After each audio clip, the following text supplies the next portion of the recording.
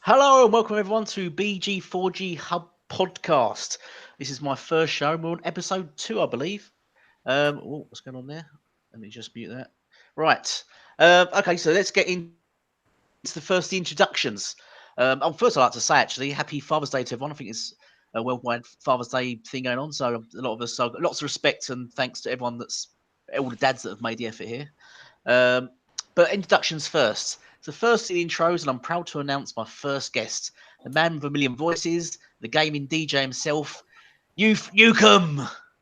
Boom, kaboom! It's NewfNukem in the BG4G room, guys. Thanks for the invitation. I greatly appreciate it. I love talking games and I love hanging out with you guys. It's always fun. And I've been getting a lot less invitations to podcasts over the last little while because NewfNukem has a tendency to be a little bit too risque for the guys who are growing in popularity. So a lot of times I get relegated to third string tier unless I'm needed for some shit. But Jay knows all about that, right, Jay? I know nothing about that. Okay, well, and now I'm proud to announce my second guest, a god no less, and is also Dab Hand at Graphics, GraphicGod J Dubs. Thank you very much, guys, for having me on the show. This is a great time to have it. Happy Father's Day to everybody. I'm not sure how many people here on the panel have kids. I know I do. Me. And you. Me as well. Yeah. And I think Noof has kids all over the world. He just doesn't know about it. Yeah. And finally to my last guest, Stubbs. Right, so moving no, I'm just kidding. My wingman, Stubbsy. StubzGaming. How are you, mate? I'm all right, thanks. How are you? I'm good.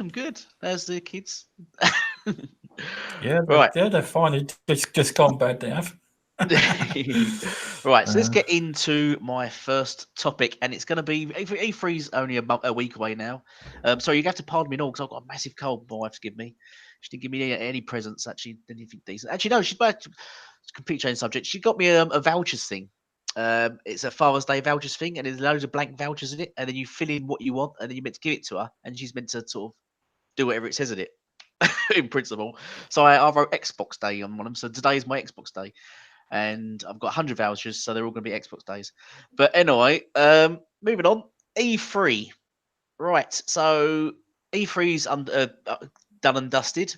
And so I want to kick off the show with what all your opinions are on E3. And I'm going to start with actually Stubbs. What's your take on E3? What do you think? I wasn't expecting that. I know, right? I didn't think it was a bad show, but they the problem is Phil Spencer hyped it up a bit too much for what we delivered, but I'm overall happy. But we've got Gears 5. We didn't show a lot on Gears 5, which I was a bit at first disappointed about because I wanted to see a bit more on the campaign. Because as a lot of people know, it's my main game. We see in the escape mode, it looks very, very interesting, and free-player new mode. Yeah. But they haven't shown much. They keep showing drips and drabs. Yeah. But yeah, there was what else did I say? That new game, Ori and the Will of the Wisps, that looks very good. Yeah. But unfortunately, it's not out till next year. Oh, yeah, it's coming out. Was it? I think it's February release date, is it? February. Yeah, February release date. February, yeah. Isn't Battletoads releasing around that in spring next year as well? I can't remember the exact date. I think it's something like that. Yeah, Battletoad looks very good. It looks like it's a hand-drawn game. It looks like an old school side-scrolling fighter, which I like. It looks fun. fun. Not been games like that for a while. You know, it reminds me of the old Teenage Mutant Ninja Turtle arcade for some reason. Yeah, but it's reminiscent of that. Yeah, it is. Noof. Also, the Blair Witch. Oh, Blair Witch. That looks amazing. That does. Noof, any comments? Really deserves. You can all just jump in. I'll tell you what, let's all just go free for all. Just jump in. Yeah, Noof. What's your opinions on E3? Well, let's just start with the Battletoads thing, right? Which is kind of, to me, is kind of reflective of my disappointment in the whole E3. Now, a lot of people are taking the things I'm saying as I've been slamming Xbox and saying it was absolutely terrible, and that's not true. People make up whatever the fuck they want to make up. I thought it was a really strong E3 from Microsoft. Again, maybe it's because of the way that their executives presented it and said it was going to be our biggest and best. And maybe that's just a tagline each and every year. Everybody says it's going to be bigger and better. Yeah, you are right.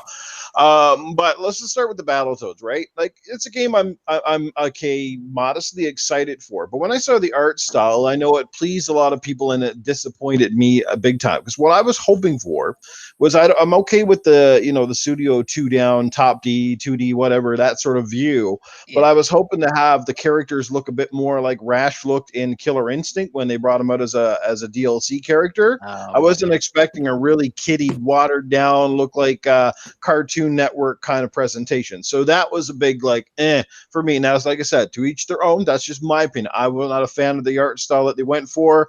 So for me, that was a bit of a dud. The Outer Worlds definitely looks cool. Part of the, you know, the steam getting let out of the pipes on that one is knowing that not only the Outer Worlds, but then we also got Psychonauts 2 from Double Fine. They're still going to be multiplat. So like, is this a trend? Is all of these studios that Microsoft acquired, is this just because of the publishing agreements that they had that these games will come out on other platforms, or is this going to be the trend now that half of the studios they've acquired are going to make games for PlayStation? Because if that is the case, then half of those studios might not even shouldn't even really exist, because you did nothing to bolster your Xbox portfolio. You're just helping bolster your competitors. You see what I'm saying? Yeah. But maybe that's just a publishing thing, because I know I get a feeling that it's basically because, you know, they're buying these studios so late in the game that they've already had contracts written. Yeah, apparently I heard they've just honoured their deal with PC and PS4 for Outer Worlds. Right. So yeah, that's probably the case. The game was in production before Thingy purchased them. But if there's an Outer Worlds 2, then I can only imagine it would be exclusive. The question that is what I was just about to say. If it does real well and sells like hotcakes, that will be an exclusive the sequel will definitely. And I agree, the game looks fantastic. But then I think the other big thing is the Minecraft game. Will they continue to make Minecraft? Yes. Yeah, the new one is a multiplat. Multiplat, yeah. But what we've got to remember, it's a big money maker. Yeah, it's a massive money maker, and that's the thing. Would you want to restrict it to these games to being exclusive when you make so much money of them? No, you wouldn't. You'd be silly to, because I think they bought it for something like $2.3 billion, and I bet they've quadrupled that already. Yeah. You know what I mean? Merchandise, toys, etc. Yeah, you know, add-ons. But that is the benefit of Game Pass, that we get it for free. That Outer Worlds and all these first-party games were pretty much not for free. But you see my point. I'm paying £50 a year to get all those games. So whereas on PS4, they're going to have to pay whatever the retail cost is. £60, £40. How much do you think that would be, out of interest, everyone? How much do you think that game would come out for? Yeah. How much do you think that would come out for? 20 quid? No, I don't imagine so. 30, 40? I don't know how much Minecraft is now to purchase.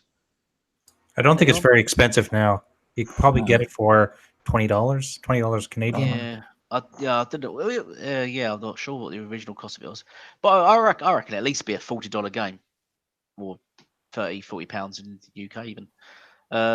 Same as Outer Worlds. That's going to, I imagine, be the same. But Game Pass day one. Blair Witch is only on Xbox and PC. It's not going to PS4, and it's on Game Pass. I've done some digging on that. Yeah, and I couldn't find anything to say it was going on PlayStation or Nintendo. And that's not. I don't believe that's first party either. I can't. I was just gonna say Battletoads. Who's making that? That's Rare, isn't it? Yeah, I believe it's Rare. Oh. Yeah, but touching your point on Gears, I think the game looks good. I can see sort of your points, and we all appreciate everything you say and everyone's opinions. This is a gaming podcast. It's not. We're trying to keep it sort of as balanced as possible. So I thought the show was good, and I thought it showed some decent stuff. I think it's getting a lot of unnecessary hate. The thing I find interesting is that people prior to E3 were complaining that Microsoft, all they show is Gears and Halo. After E3, they was complaining that they didn't see Gears and Halo. So yeah. You're making a really good point. But what people complain a lot about is that, you know, Microsoft doesn't have enough of a certain kind of game. Yeah. But they never praise them for having a variety, which they do. That's it. They have a massive variety of so that's what, you've hit the nail on the head. Game Pass has got the biggest variety of style of games. If you can't find a game on Game Pass, I'll be shocked that you like, you know. You can't knock them for that. You know. No. I mean, how many other game or companies can you say have first-person shooters, third-person shooters, racing games, Yeah. RTSs, MMOs. side-scroller beat-em-ups, Yeah. and all different qualities of art style and like simulators? We've got loads of simulators, MMOs, and all first party. yeah, flight simulator now. Like, oh my god, who thought that was coming? And then, I mean, exactly. I mean, overall, though, guys, I think you all have to agree. If there was one thing that might have let us down, that we are on the verge of a new Xbox console, right? And they obviously alluded to that in the show that next year is Scarlet, right? This is the year as well without Sony at the show. So this was really Xbox's time to shine. Look, they did bring plenty of games. They brought lots of content, plenty of variety. You said that. There's a couple of things that were just baffling. With Gears of War being a few months away, not seeing the campaign at all was really baffling. Now they have their reasons for it, I'm sure, and I'm pretty damn comfortable knowing who's making Gears that we're going to see one hell of a game come September. So I'm not going to get my panties up in a jar. There's still games come.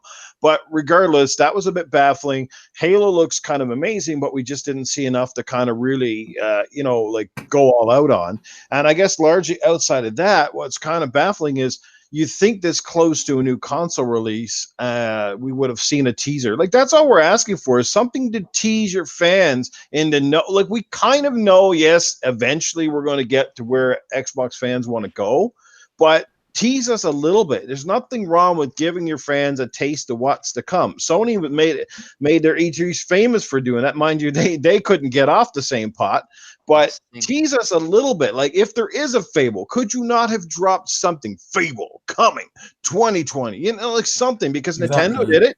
Nintendo did it. Sony's famous for doing it. And why did all of a sudden Microsoft, well, if we can't show it, if we don't have enough to show, we don't want to show it too early. Like, dude, get off the sauce you're drinking, man. Like, seriously, like, we haven't seen fucking new IPs out of Microsoft in years, other than what's already been developed by Obsidian and these guys. Well, firstly, go on. Was that you, Stubbs, going to say something? Yeah, sorry. All I was going to say is, if you go off this E3, it might sound negative, but you might think that they think that they've got next gens sewn up with everyone's going to buy Halo Infinite for the Scarlet, and that's all they've got to show really for the next gen. But wait till next year for that, Exactly. I mean, and this also goes back to what I was saying in the pre-show, that there's, they've bought so many studios, and a lot of these studios already had contracts. They were already doing stuff. Microsoft's not going to have a problem with first party games come the near future. But yes, I know that we're all clamoring for something now. We all want to see the next biggest and best game coming out, but we just have to realize that they're like planning for a hockey team, you know what I mean? Noof knows what I'm saying. They're just getting their team ready now. I mean, they won't be ready next year, or they're not ready this year, but they may be ready next year. And it's about recruiting and getting the right people on your team. But everything does take time, and us gamers, we're just freaking impatient. Well, I was just going to say, I don't think it's all entirely Microsoft's fault. I don't think the media have helped, and I think now Microsoft have got a little shy. Regarding releasing games, they got a lot of hate for showing games too early. So I think Phil said he's never going to do that again. And he said he's only going to show games a year before they release. And I think that's why he's holding back Fable. I think we might not see Fable till Game Pass, or maybe even Gamescom, or maybe even next E3, because I don't think it'll release until about 2021. I don't think. He could have just came out on stage and wore a T-shirt that said Fable 4. Yeah, but then everyone will be saying, "Where's the gameplay? You want to see gameplay like they've done with?" Exactly. No, come on. Let's be honest, guys. Phil should have walked out, had tear off pants, ripped off his pants, and on his ass said Fable. Yeah. That's what I want to see. I think they are. Actually, to be honest, has anything even been confirmed? Is there a Fable?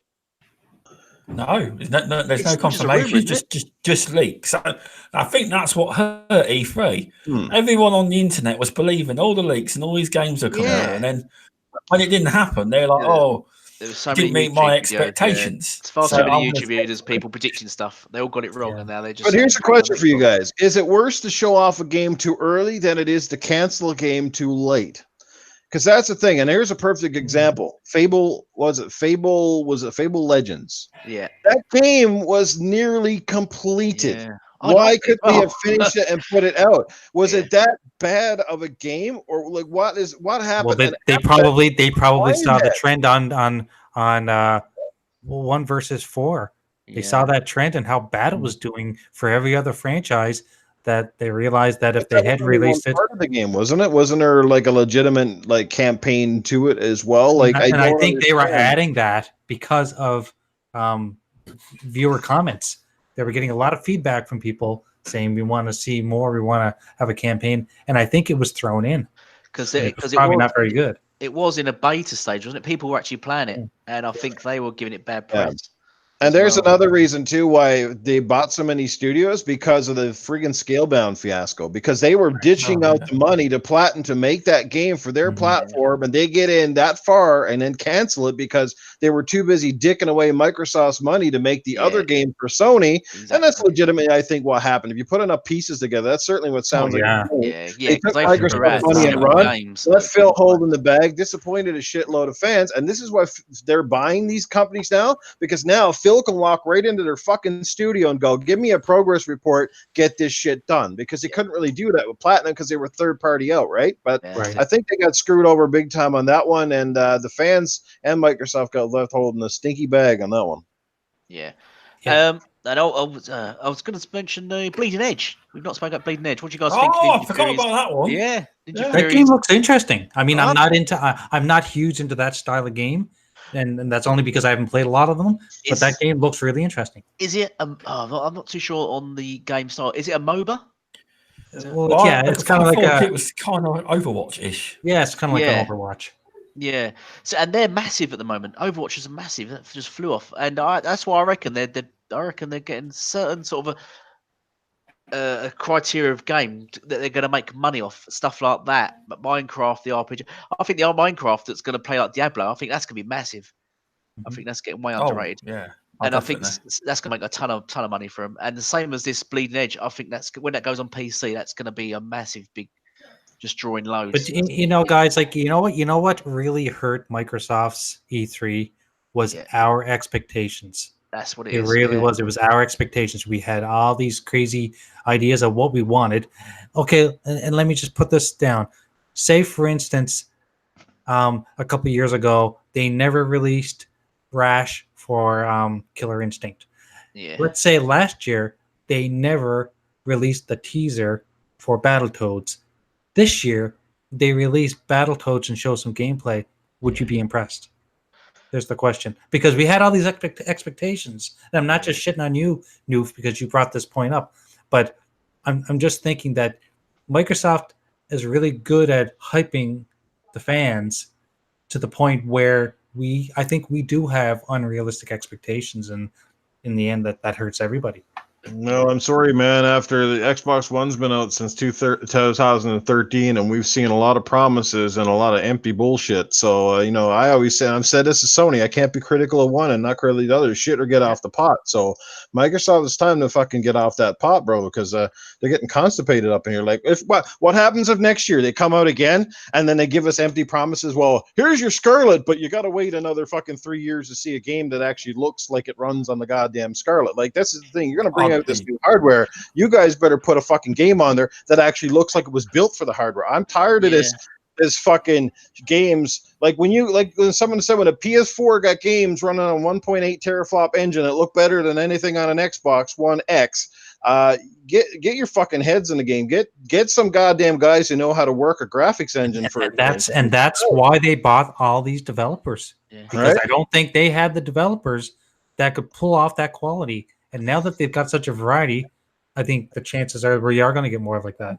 I'd just like to add, though, I think Microsoft started off the generation like that, and the media shit on them, basically. We had Rise that looks outstanding. And it still, to this day, stands out as one of the best-looking games, I think, this generation. We had Quantum Break, another single player sort of action adventure, which looked outstanding. But the media tore them apart, and I think that's what's made Microsoft a little bit shy on making them style of games. I mean, really cool. Obviously, it wasn't a graphical masterpiece or anything, but another single player action adventure. I think their single player games just get shot to bits. And I'm sure those games weren't cheap to Yeah. make either. No, exactly. No. Not Quantum Break. No, it must have been. And even Rise. Like Rise was not even. It was Crytek.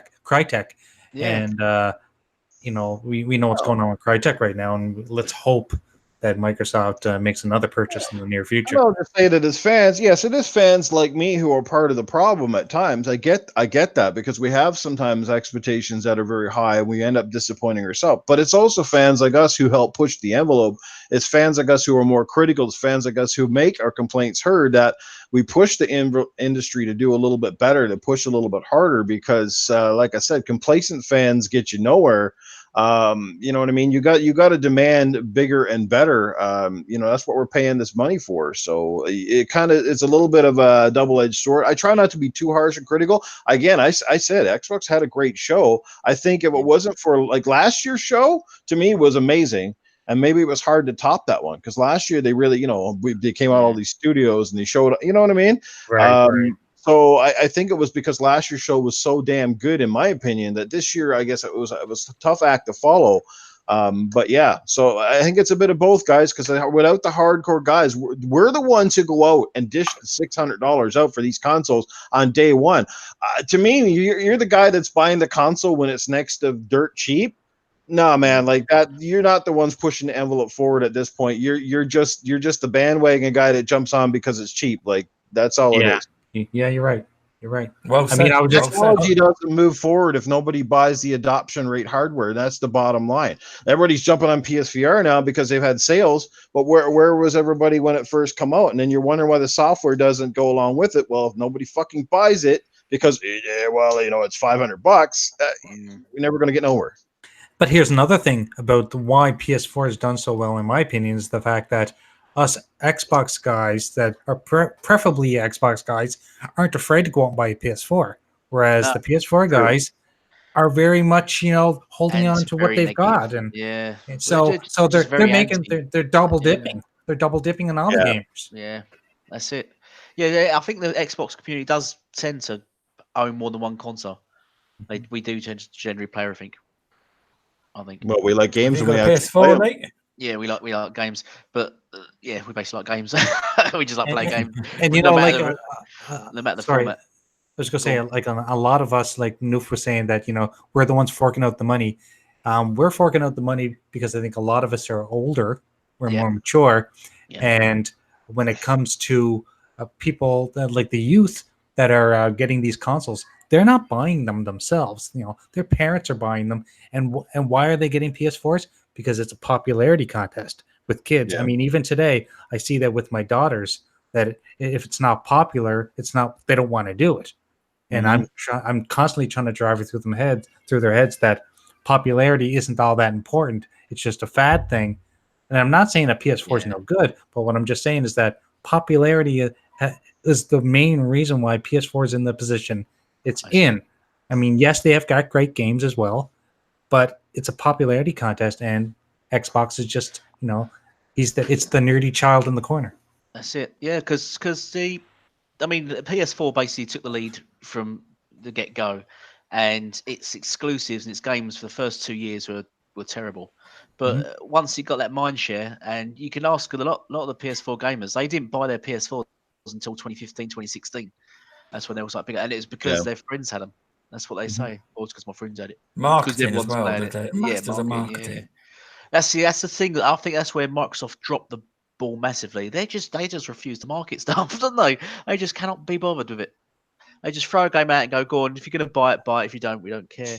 And I think that's where Microsoft really need to pick the ball up. Yeah, I think Microsoft looks way too much at the metrics of everything, and they probably looked at an org chart or something that somebody produced for them, and it said, well, this is how much money we spent on marketing, and this is how much money we made from that marketing. And if it was below it, they went, well, let's just cut on marketing because it didn't do that well. And I don't think it has anything to do with the fact that they don't think they need to market. It's the fact that it didn't give them the returns that they wanted. and it's all a money game. Yeah. Yeah. Yeah, and you know, a lot of us Xbox guys came from the Sega background first, and nothing stings Amen more there. than nothing stings more than again investing your hard-earned money and investing in a product and hoping it's going to have a long-lived future to see it fucking fizzle out because again, not enough people got behind it like yourselves, you know, from day one. Dreamcast should have been. We've all got the Dreamcast fear in us, don't we, Noof? Well, the Sega Saturn, I bought that. I invested in everything with Sega day one and watched them basically kill machines after what 2 or 3 years on the market. They just gave up, and nothing pisses me off more than when you see a company you invest so much in, you've been a fan since day one, you've given them your money, and they walk away on you because. Well, somebody along the line decided it wasn't good to buy their product. I mean, Sega did it a lot of shit to the show. I'm running off topic here, guys, but I mean, Sega built their own fucking hole too because they went too hard too fast, and the industry wasn't ready for what they were dishing out. When Dreamcast came out, it was a bad taste left in people's mouths from the consoles prior to the 32X, the fucking Saturn. I mean, the list goes on. So, I mean, even to this day, I mean, the main competitor for Dreamcast at the time was PS2. And I was playing Dreamcast just last week on Retro Renegades, shameless plug. And I'm looking at Dead or Alive 2. The game looks gorgeous even today. And if I was to compare it to a PS2 game, the PS2 games I'll have the aliasing, it all had the jaggies. And the Dreamcast didn't have a lot of that at all. Yeah. So, what was the price of the Dreamcast though, and those consoles back then? $199, I think. $399 Canada, wasn't it? $399? I think it was $399. Oh, maybe it was. Yeah, I bought it day one. I just don't remember. What was the console that was $800? Oh, that was Neo? PS3. Oh, No, Neo it was Geo. Okay. $600. PS3 was $699 Canadian. I thought wasn't it? there was a $700? Sega that was like In Britain, it was 450 quid. Yeah. PS3. Yeah, they dropped that massively, that price. Yeah. But talking about prices of consoles, though, he's done it. Michael Patcher, is it? Preacher. Yeah. Yeah. That was a good segue. I see where I'm going with this. That was, yeah. The Oak of Gaming, the legendary Oak and Knowledge Fountain Man, says the PS5 will be priced at $800. What do you guys think of that? Never going to happen. Never gonna happen. I mean, I don't have a lot of respect for Michael Pachter, although he did put Jeff Keighley in his place during E3, which he has a new level of respect from me. But $800 never going to happen. Never. No, that's console suicide at this point. Maybe a couple years ago you got away with it, but not now. We know where you got to get. We always said, well, the sweet spot for consoles to really sell at a mass market price is 400 and under. But I mean, if you're going to introduce one, it's got to be around that 500 mark, 550 maybe, give or take. So I think he's absolutely crazy. I mean, I know the spec, what they're talking with solid state drives alone are not cheap. They haven't come down that much yet. So, but we still got a year out and hopefully production goes down. But I think the question is are these companies going to take a massive hit on their new consoles? That's what I'm curious. They need to. I think they need to. Yeah. I'm not sure about Sony. I don't see them selling at a profit. After the success of PS2, obviously, I think Sony got a bit too arrogant, and I think they tend to do this. They got a bit arrogant. 360 was released at $300, was it? And then PS3 was $600, sort of double the price of the 360. So I wonder where he's getting that price from. Are they going to release overprice the PS5 because they're too cocksure themselves? Well, I mean that the fact that the reason why the PS4 sold better in the beginning from Xbox was a little bit more 180p and $100. Yeah. So it was power on price. Right. So that's the only thing. Will Microsoft now take a hit, throw that power out for a $400 console? Yeah, I think they will take the hit.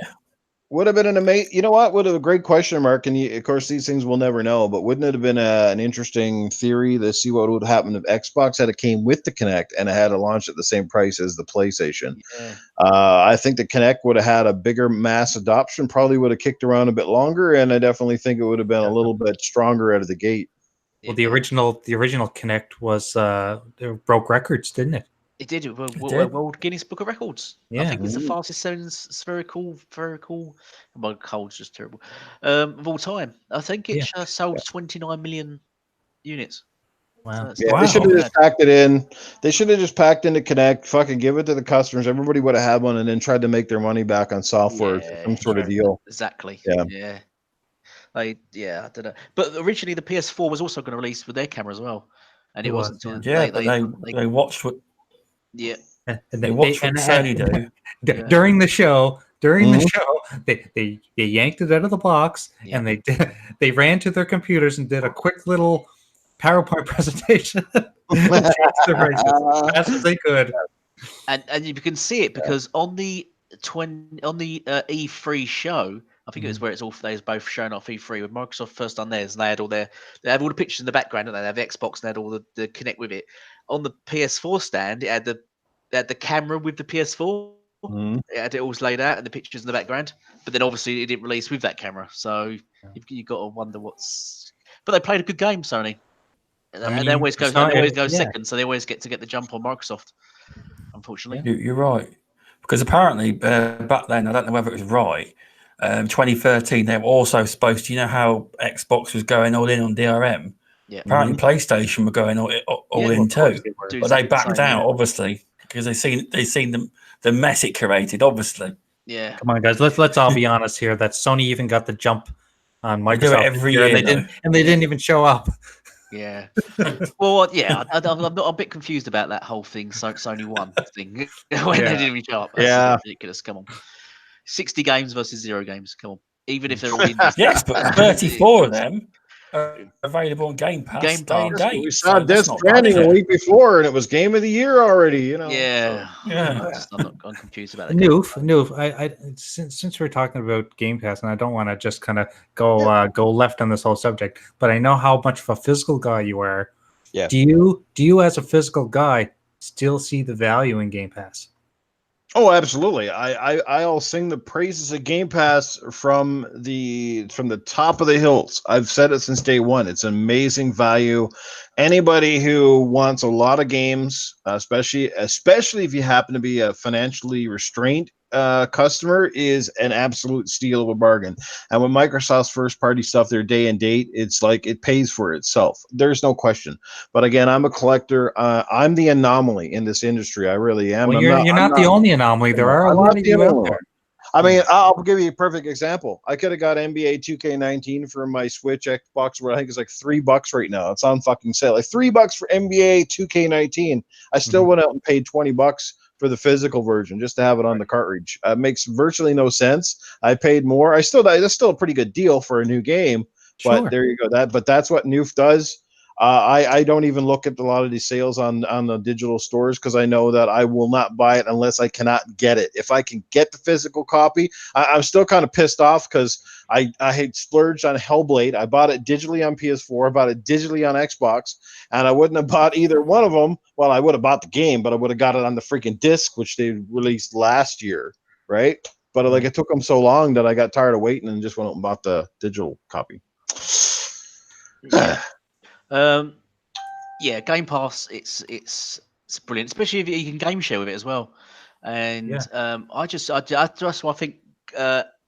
Microsoft need to ring its praises a bit more and sort of sell that a bit more. The shared gaming a lot more in the system, I think, because a lot of people Well, don't really I think you the can do whole that. share thing is kind of a loophole, if anything. Yeah, that's what I think, and I think it's got to the point where they probably cannot take it out now, because they're missing out a ton of software sales, aren't they, by having that? Yeah. And same as Game Pass. Imagine all the Game Pass that people are just sharing, which they could have made money from. Exactly. So And if you're a digital guy like I'm totally digital now. If you're yeah, a digital guy like me, and you've always paid for Live, and you did subscribe to Game Pass because of the digital library, yeah, you would be nuts not to sign up for Game Pass Ultimate. Like you would be, you throwing money. You might as well just be burning money yeah. because you're saving so much money doing it this way. Like I transferred my stuff over and I don't have to pay again till 2021. Yeah. You know? Yeah, I'd just like to say, everyone in chat, could you just spare a moment to sub this channel, make sure you have a look at these, or just plug in here. Make sure you jump over to have a look at the BG4G website, and for everyone in this podcast a sub, please, because well, we're heroes at the end of the day. Right, so moving on. Right, should we go on to the next subject? Yeah. Right. So I'm just gonna move on and say, right. So games, right? I'm not a fan of single player games in a way, and my gamer score reflects that. It's only like 40k or something. I'm a multiplayer dude. You just don't get the gamer score for multiplayer games, as you do single player games, because you don't get a gamer score for your length of time on a game. I mean, I've put about 70 days, 80 days into Ark alone. And then I'll play a lot. I'll play a lot of the preview games and all, which games like that which you don't get gamer scores for. I always try out all the preview games. I love all those. Which just spinning off from my point I was about to make. I'm playing at the moment a game called Hunt Showdown. I don't know if you guys only played that on preview program. It's very good. No, I have not played it. But it's made by Crytek. So that's very interesting that Xbox has got that first. It's made by Crytek. That's what I was going to point out back when we were talking about Rise earlier. So, but it's a very good game. It's probably a mixture between kind of like Red Dead, but it's not a massive open world, and Resident Evil. Oh. The premise of the game is you play a bounty hunter. So I'm sort of reviewing now. You play a bounty hunter basically, and you got to go and kill demons. Or you get contracts to kill demons, but other players get the same contracts. So it's sort of a PvP. It's a very good game anyway. It's only £25 in the UK, 25 quid. Not sure what it is in dollars, but this is a good game. But anyway, bouncing on. So, what's your game of the year? What was your game of the year so far? I'm going to ask the panel. And what are you playing at the moment? So, Noof, what are you playing at the moment? What's your game of the year? Well, I'll start with what I'm playing. I'm playing a variety of everything right now, to be quite honest with you. But I'm playing Assassin's Creed Odyssey because I'm late to the party on that one. Phenomenal game. I'm still trying to get through Red Dead Redemption. I'm playing Metro Exodus. There's a lot of games right now that are on my backlog. I'm playing and dipping and dabbling with everything. I need to focus on one or the other, I think. But yeah, there's just so many games out there, man. It's unbelievable. What a great time to be a gamer, though. No matter what you think of the E3s and stuff, there's just games coming out the yin yang. If you got multiple consoles, it's even worse because it's like every time you blink an eye, there's a new game that you want. So it's just absolutely insane.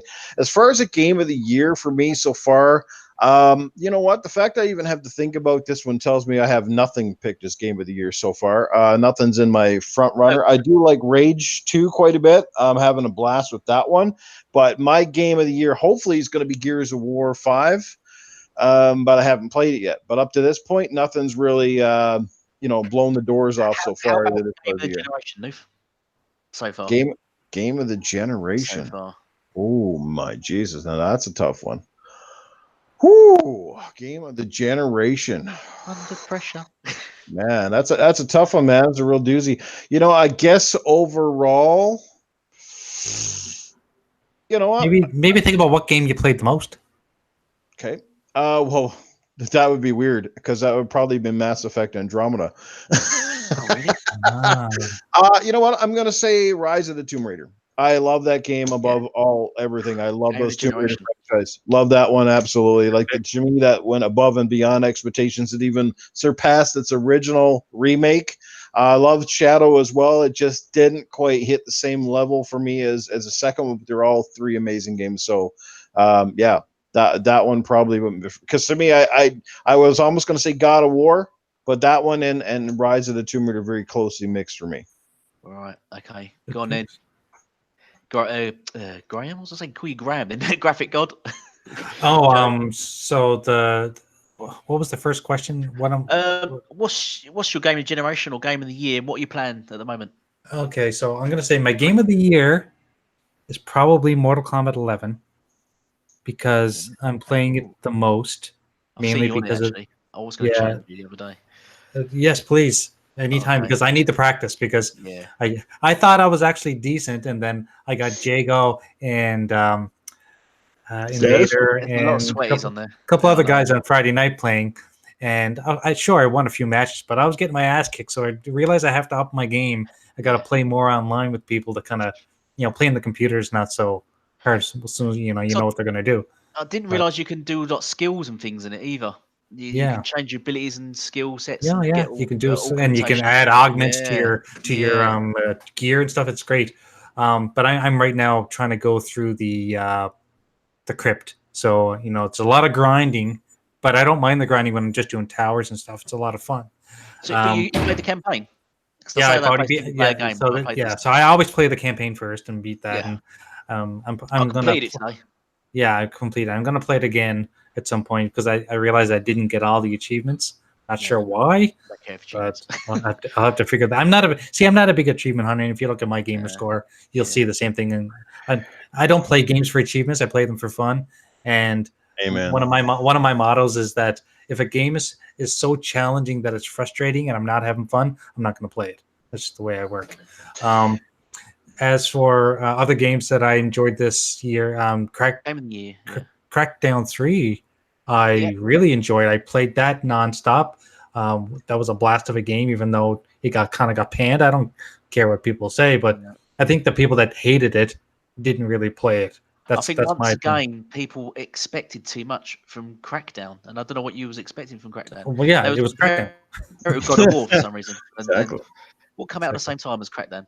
I can't remember now. No, but I had a blast with that game, and every so often I throw that back on. Now that they've added the God mode basically on there, you can go in and add items and just be invincible and just blow shit up. It's just mindless fun, and I think that's what they say. The same thing about Rage 2 is a lot of just mindless fun, which I haven't played yet, but sounds like right up my wheelhouse. But as for game of the generation, geez, that's one of the hardest questions you can even ask me because I don't focus on one game really. I mean, there could be the obvious answers, like people say it would be The Witcher is the game of the generation. I never finished The Witcher, but I do enjoy it when I play it. Then there's Red Dead Redemption 2, which is another amazing game, but I haven't finished it, so I can't say it's just some of these games are just they take too long, and I've got only a limited amount of time to play games. Same as me. And I also have a short attention span, so I like games like Mortal Kombat where I can just go in and just play for an hour and achieve something. But let me think about it more about Game of Generation and go on to the next person. Maybe I'll come up with an idea. Go on, Stubbsy. Right. What I think is going to be Game of the Year this year, I mean, for me, hopefully it'll be Gears 5. Hopefully, I've not played it, I can't really comment, but I'm usually a multiplayer gamer, you see. I'd rather play multiplayer game. I do like single-player campaigns. It's like that Rise of Tomb Raider. I've been trying to play that, but it's massive. I will get to it.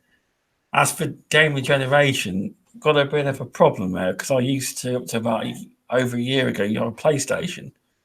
And all I used to play on my PlayStation was Destiny. Oh, dear. So, sorry. I can't really call.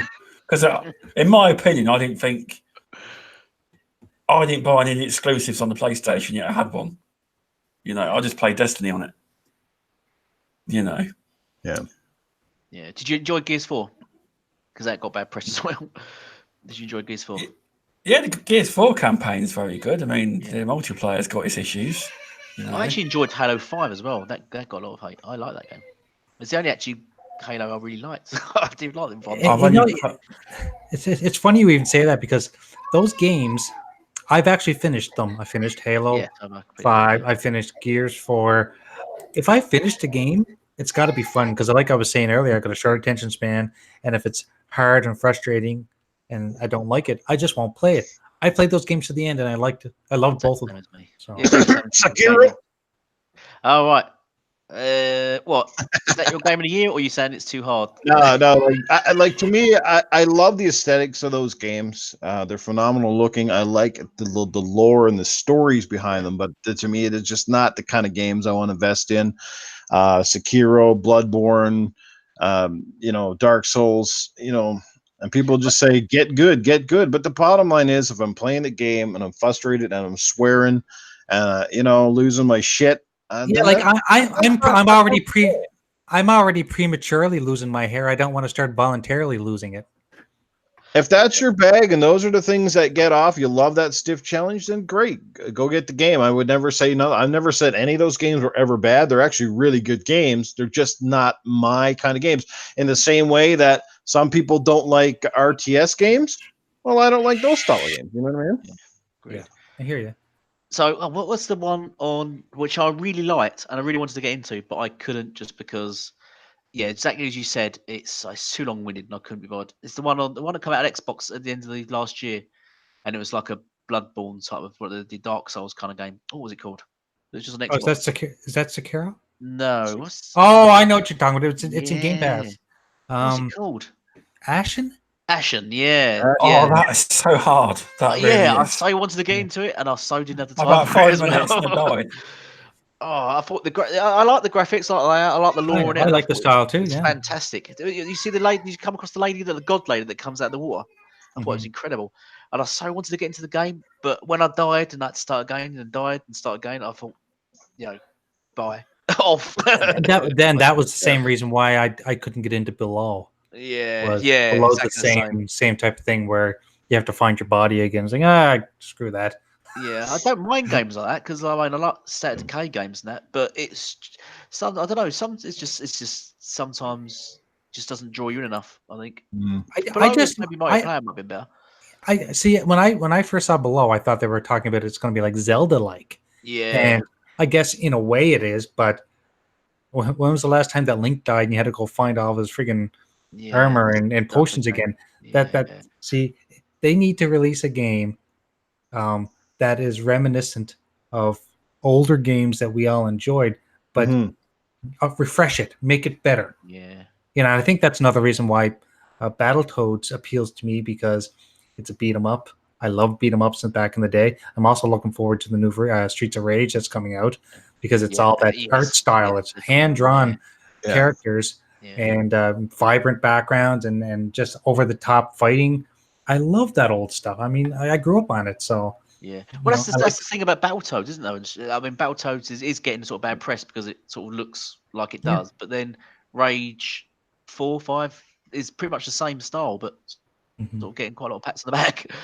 But I think that's where the thing originates from, isn't it? You die, you have to start a game from, because all these games, obviously, we're all old enough now. An arcade, you put in a quarter or $1 or £1, you die, you start a game. And it's just to keep you throwing that money into the game, keep chugging that money away, and you just keep going, and you was forced to get good, so you didn't spend as much money. Do we need to do that these days with games, or do you think there should be an option to make it easier so you don't have to churn it in? I mean, I don't mind games where you have to get good. I mean, there are some older games that are really difficult that. I did very much that. I spent my quarters when I was a teenager, and now I'm really good at them today. So like the original Shinobi, I can throw that in any day, and I can play that almost right up to the end level. And it's hard as balls, but I love it, and I'm good at it. But that was all because I did that when I was a kid. Green Beret, I used to play a lot on the Spectrum. Yeah. Things like that. And like most games, it really comes down to your level of commitment and patience, right? I mean, anything is doable, and some gamers are just naturally more adapted to certain styles of game. There's some guys who are just amazing at fighters, and there's some guys that just have the aptitude for shooters, and so on and so forth. You know what I mean? So it's just a lot of it's about patience, and in this day and age, like I don't get to sit down that much with a game. So if I'm going to spend 20 and 30 minutes on a part in a game where I'm just getting my ass kicked, like, I'm starting to get frustrated, right? Especially when I play games in the summertime because the heat just drives me absolutely bonkers. So those are things. What do you mean heat? You live in Canada. Oh, well, it's like fucking like 30 degrees here. And then if it's like 30 degrees here outside my condo, it's about 50 degrees inside the bloody thing. It's just ridiculous. This is awesome, actually, because we're talking to guys in Britain and they also use the same system as we do. Yeah, so we don't have to try to do a conversion. Oh, they know what 30 degrees means. Yeah. Oh, you do use the same. Yeah. I suppose. Yeah. We've got like mainly rain at the moment. No, that's all we've got. Yeah, it's just rained for a month so far. Guys in the US are like, it's fucking 85 degrees Fahrenheit and I'm fucking freezing my balls off. I'm like, dude, that's like fucking 20 something degrees here. That's like fucking summer, middle of summer. Yeah, I will slap you. I will slap you. Right, so let me touch on then the last topic because we're round up. So we started on E3, and I'm going to finish on E3, and this is going to be another big question to you guys. So we've got it on record. What's your E3 predictions? So you got a year to see how this pans out. E3 predictions for 2020.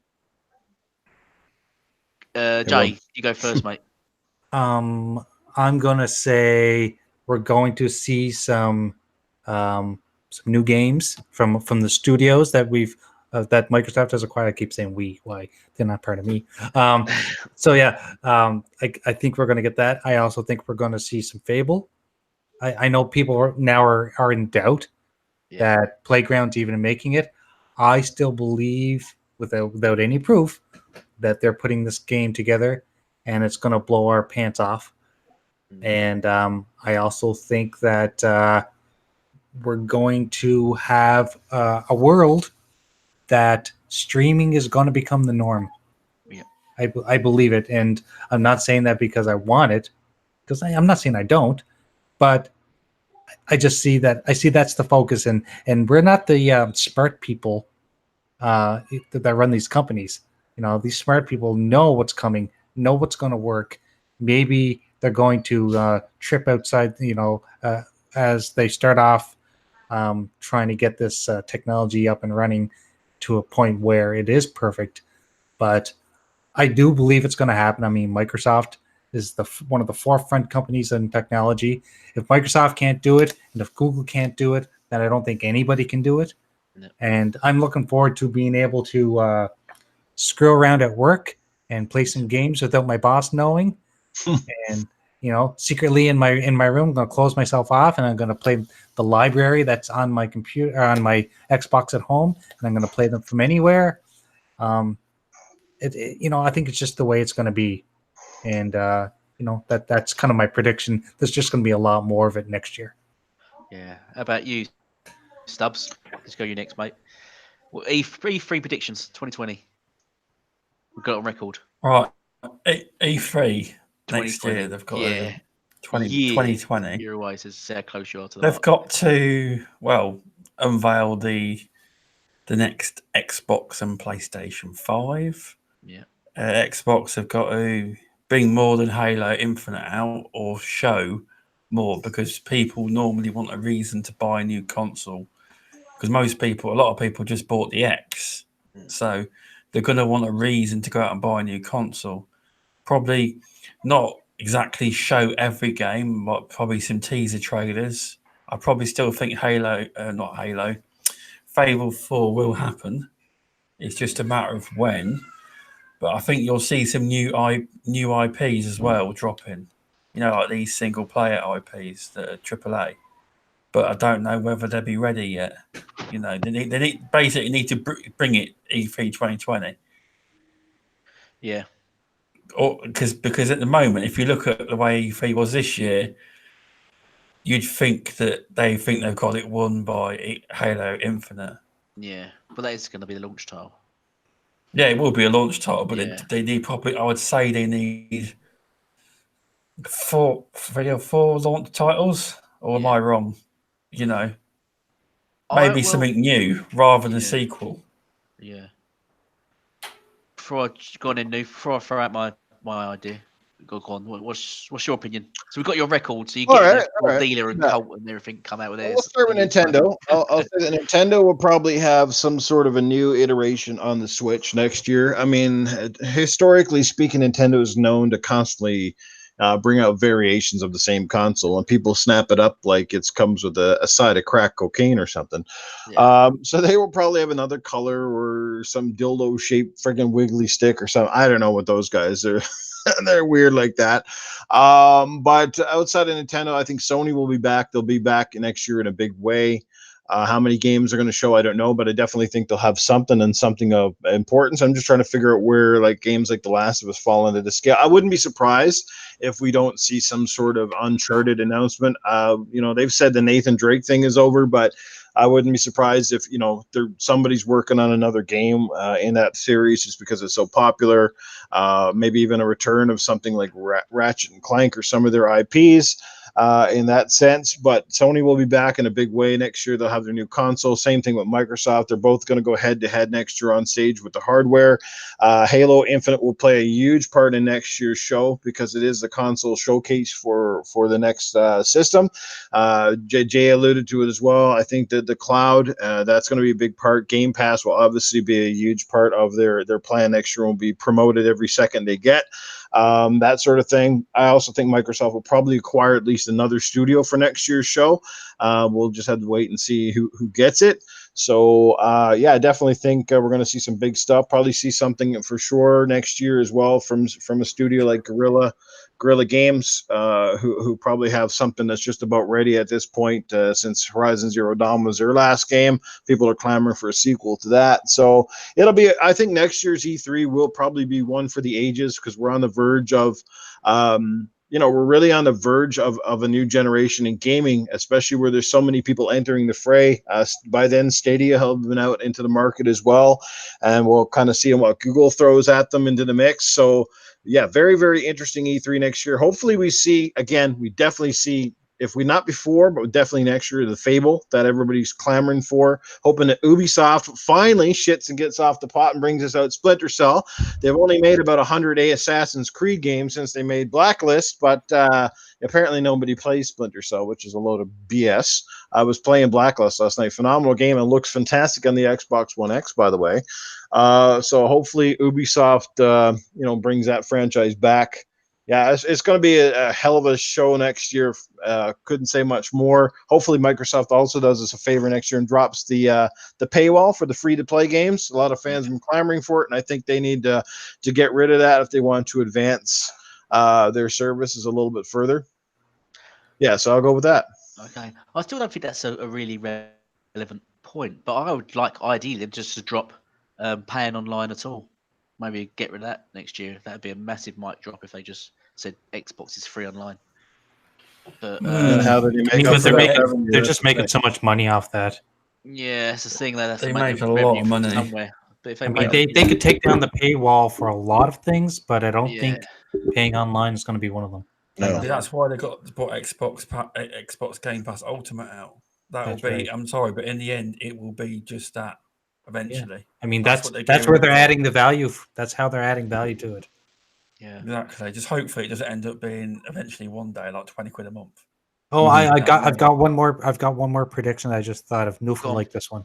So you know how Nintendo has in the past been the innovators of gaming. You know, with the original motion controls, and now with playing on the go and stuff like that. I'm going to predict that next year they're going to come out with a new gamepad that one part of it goes into your hand, the other one goes up your butt, and it gives you force feedback. Yeah. Why wouldn't you do that? Exactly. Why wouldn't you? Well, on my predictions, I'm gonna come out and say I reckon we're gonna Nintendo. I don't know what they're gonna do. We know it's gonna be Zelda and Mario. We know it's gonna be those. So it's gonna be just a variation of Zelda and Mario, I'd imagine, and Pokemon. PlayStation. This is anything. PlayStation. What they're gonna show at E3. All I can picture is sequels. I can't imagine any new IPs are going to show at E3. Death Stranding would have been dropped by then, so I can't.